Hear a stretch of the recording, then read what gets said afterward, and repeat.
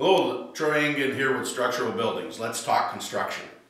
Today we want to talk about snow loads a little bit. In the country that we live in and work in, Minnesota, Wisconsin, North South Dakota, even Iowa, Michigan, in this Midwest region we have snow load issues, and it's not, unfortunately, it's not completely unheard of that somebody has a roof collapse because it wasn't engineered correctly, or Mother Nature was just incredible, or maybe there was some construction portion of it. But the big thing that people always ask us is, what is snow loads and how do you figure snow loading? Well, snow loading can be as complex as you want it to be. We truly rely on our engineers to get our snow loading calcs for us the way the building design is needed. So what that means is that every building is categorized.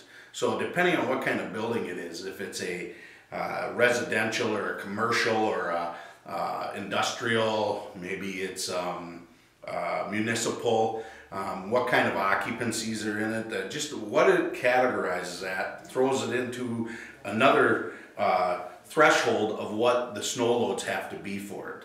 So there's really four numbers that are talked about on these trusses. There's a lot more, but the four main ones is live and dead on your top cord and live and dead on your bottom cord.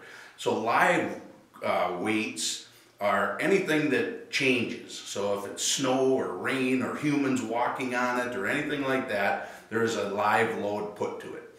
Then there's a dead load. Dead load is simply stuff that stays there all the time, including the material itself. So when the trusses are designed, the first number is the live load. So let's take a somewhat common truss and call it a 42-pound live load. Now this is strictly referring to the live load on the top cord of the truss. So it goes 42, then it goes to dead load. Dead load of the top cord. It can be a 5, it just depends on what's going up there. If you have rooftop units on it, it has to be increased. A lot of your residentials, we don't worry about dead load other than the material itself.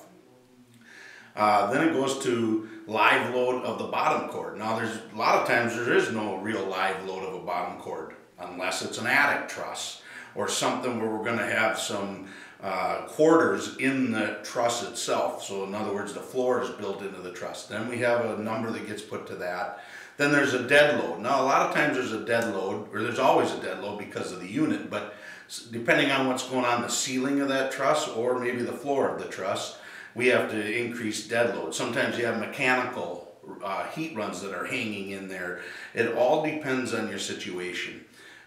So a typical truss might be a 42-pound snow load, because that's what we're talking about today. Or a 35-pound is even used in the Midwest, but it depends on what part of the Midwest. There's actually a line that somebody magically cut across the state saying if you're above this line, you need this snow load minimum code requirements, and if you're below this line, you only need this. You know, that can be, that line crossover with snowfall is not magical, but the higher the number on the live load of your top cord, the more snow load is capable of handling. You can get into things about drift loads. In other words, if you've got a roof up here and a roof down here that are connected, this area here, this lower roof is susceptible to drift loading.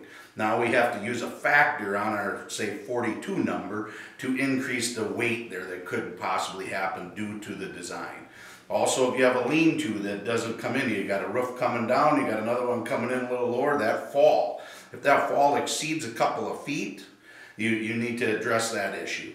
So get together with your experts. There's people around. Give us a call at Structural Buildings. We work closely with engineers and truss companies every day. And in fact, we have tables that we use to start out or use as guidelines and rule of thumb, and we can help you through that. Thank you.